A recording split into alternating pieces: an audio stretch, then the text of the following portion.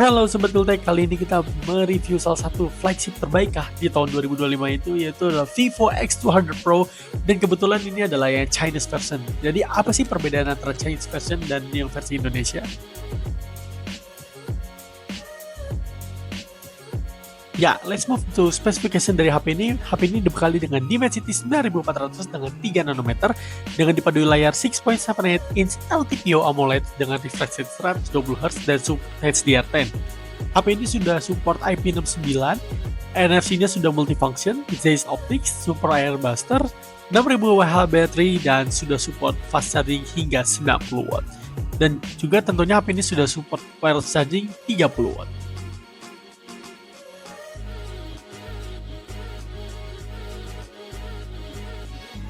Pernah nggak sih kalian males gitu bawa kartu akses? Ya, HP ini menggunakan NFC multifunction yang dapat menduplikat kartu akses kalian. Jadi, kalian tidak perlu membawa kartu akses kalian lagi. Very good job, Vivo.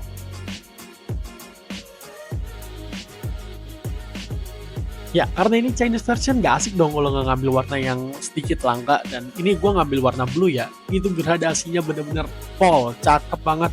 Apalagi kalau misalnya terkena cahaya matahari langsung. Good job Vivo at this point again. Ya, HP ini dari segi kamera juga sudah support dengan brand gede, yaitu adalah Zeiss, karena Vivo dari dulu emang collab sama Zeiss. Dan Zeiss di sini ya, at some point itu bakal bisa outperform Leica-nya pada Xiaomi. Kita lihat hasil fotonya nanti. Impresi saya pada kamera desain Vivo X200 Pro ini emang sedikit nyeleneh sih. Dia kayak cukup tebal ya. Tapi semakin lama menurut saya desain ini bisa jadi identity-nya dari Vivo X200 Pro sendiri. Gimana? Menurut kalian gimana hasil desain kameranya? Karena HP ini gue beli dengan cara bayar bea cukai ya, jadi untuk sinyal nih surprisingly masih sangat aman, dual SIM supported, dan hal yang gue sedikit jengkel dengan Chinese version ini adalah HP ini tidak support eSIM. Why happen Vivo? Ya, karena HP ini adalah Chinese version, jadi UI-nya tuh beda. HP ini menggunakan Origin OS dari Vivo untuk China version, dan untuk globalnya menggunakan Vantage. Menurut gua Origin OS ini cukup smooth banget dan lebih banyak gimmicknya.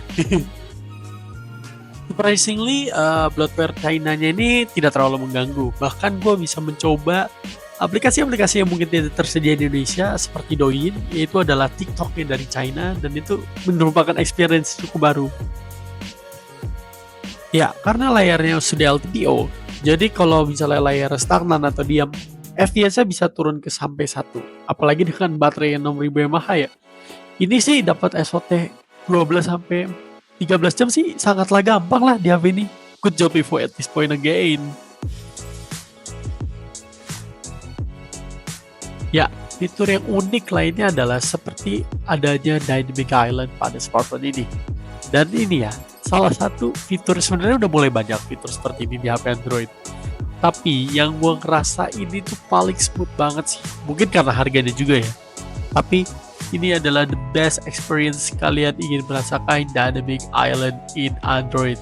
Seriously, this is gonna be insane.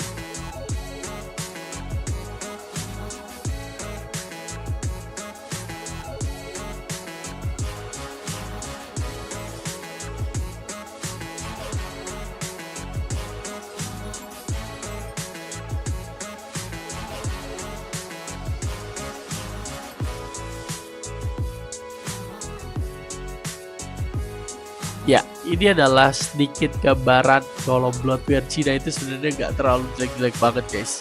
Di sini gue merasain Douyin. Douyin itu adalah semacam TikToknya dari China ya. Yang gue rasa sih secara experience ini sangatlah gokil sih. Tapi ada beberapa hal yang mirip ya. Tapi secara keseluruhan ini ada sedikit hal yang berbeda, dan itu menambah experience yang cukup baru sih di hidup saya sih. Ya, cukup seru lah.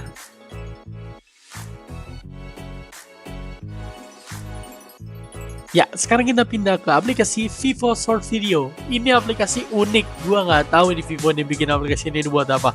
Ini tuh semacam apa ya guys? Semacam adalah sosial media mungkin ya untuk sesama pengguna HP Vivo ya. Jadi dibikinin platform untuk kalian berkreasi. Semoga di Indonesia bakal ada sih seperti ini sih.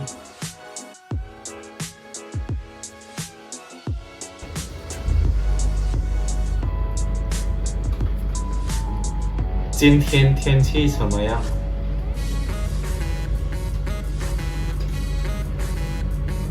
北中颂今天雷雨转多云，气温20度到26度，比昨天平均气温高23度，但一会儿可能有多云，有时雷雨，记得带伞哦。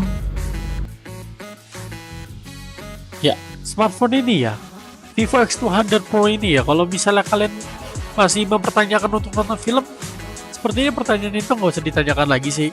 Karena HP ini sudah support HDR video, bahkan dia sudah support Dolby Vision. Ini kebetulan gue ada footage, ada film dari Mission Impossible, dan di sini gue pindahin filenya dari komputer ke HP ini, dan filenya ini cukup besar ya, karena support Dolby Vision. Jadi ini ya di film ini aja ya, gue ngerasa tuh detailnya tuh tajam banget, dynamic range-nya tuh bener-bener bagus, bener-bener apa ya, kayak nonton di sinema sih.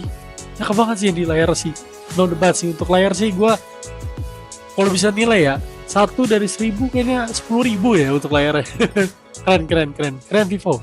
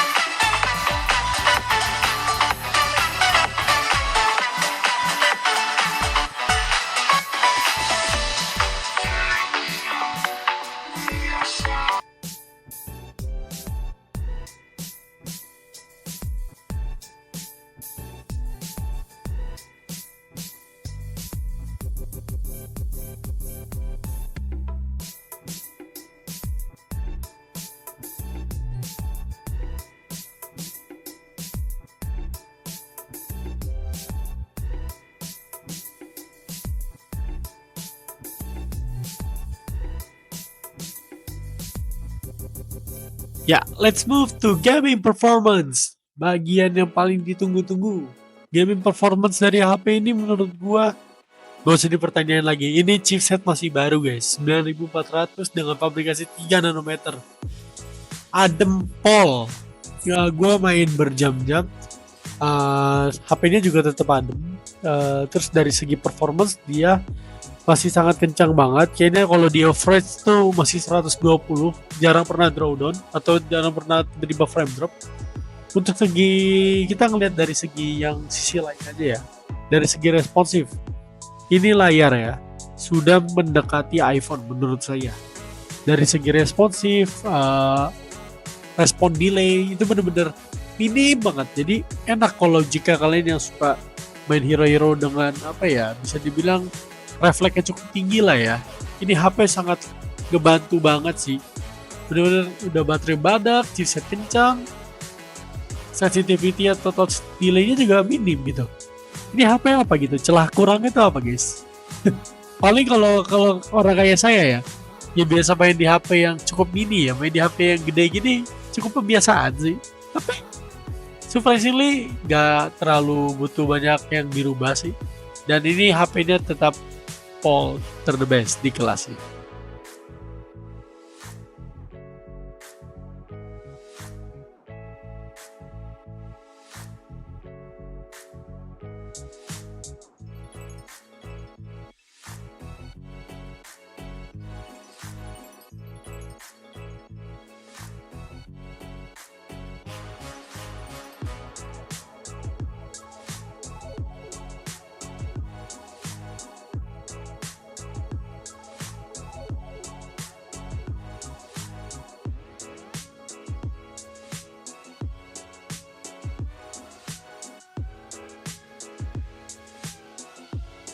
Ya, sekarang kita pindah ke sektor kameranya. Kamera belakangnya beresolusi 50 megapiksel f1.6 dengan focal yang 23 mm.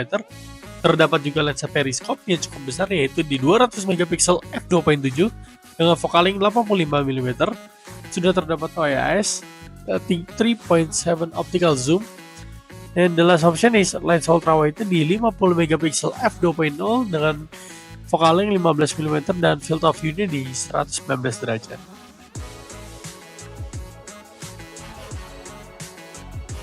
Ya, sekarang kita pindah ke resolusi kamera depannya yaitu beresolusi 32 megapiksel f2.0 dengan focal length 20 mm yang dimana focal length ini udah lumayan cukup wide untuk sekelas selfie kamera dan sudah support HDR. Ya, untuk hasil foto dari Vivo X200 Pro ini menurut gue cukup konsisten ya. Tapi ini dalam notasi cahayanya cukup. Dari semua lensanya itu cukup konsisten dari detail, dynamic range, maupun dari segi exposure-nya. Jadi benar-benar balance saja gitu. Dan hasilnya ya, dari ultra wide sampai digital zoom yang paling terakhir di 100x itu detailnya masih dapat loh. Gila Vivo emang.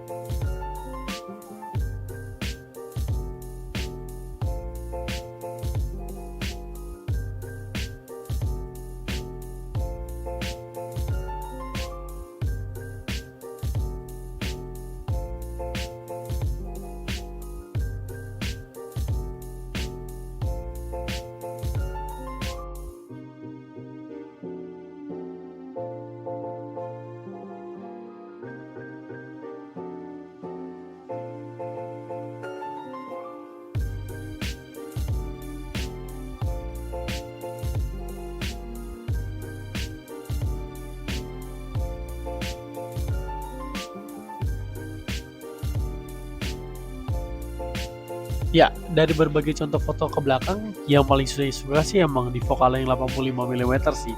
Karena itu secara framing tuh pas banget, detailnya juga lebih bagus, dan cocok sih. Ini lensa yang paling saya suka gunain sih, 85 mm focal length.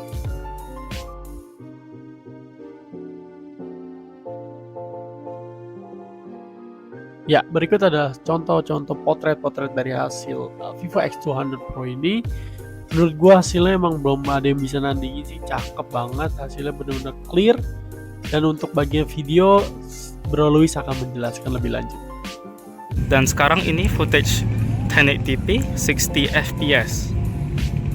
Sekarang saya akan coba untuk ke kondisi backlight. Sekarang backlightnya masih amat terang ya. Sekarang posisinya masih jam 4 sore. Bisa dilihat bahwa dynamic range-nya ini sangat bagus. Shadow-nya ini dipertahankan dengan tidak overexposure. Kita bisa lihat awannya ini masih kelihatan dengan detail. Sekarang kita akan mencoba stabilisasinya.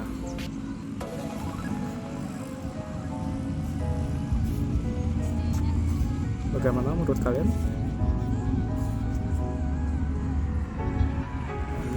Sekarang kita akan mencoba 3.7x nya dan 10x nya.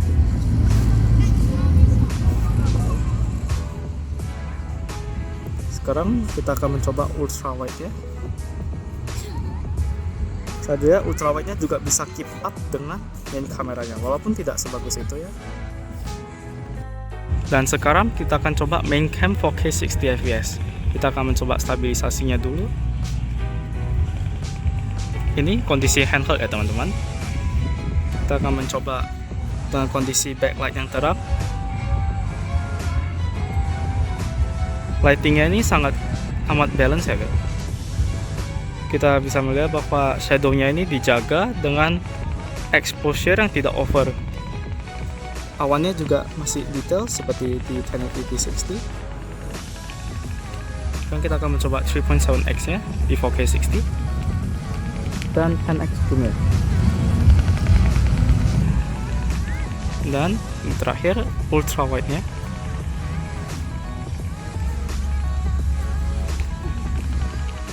Sekarang ini adalah footage 4K 60 fps di front cam ya. Ini dengan kondisi menghadap cahaya dan ini kondisi backlight. Sekarang saya akan mencoba aktifkan fitur reduce noise background. Apakah suara saya kedengar jelas? Apakah ada suara motor di background? Ini versi on dan ini off. Sekarang kita akan mencoba stabilisasinya di 4K 60 fps. Bagaimana menurut kalian? Kita lagi di portrait video 1080p 30 fps. Menurut saya nih kualitas bokehnya udah cukup bagus ya. Dan ini ketika kondisi bad. Awannya sudah overexposed tapi tetap bisa dilihat, and shadownya itu masih tetap dijaga. Bagaimana dengan stabilisasi di 1080p 30 fps portrait video?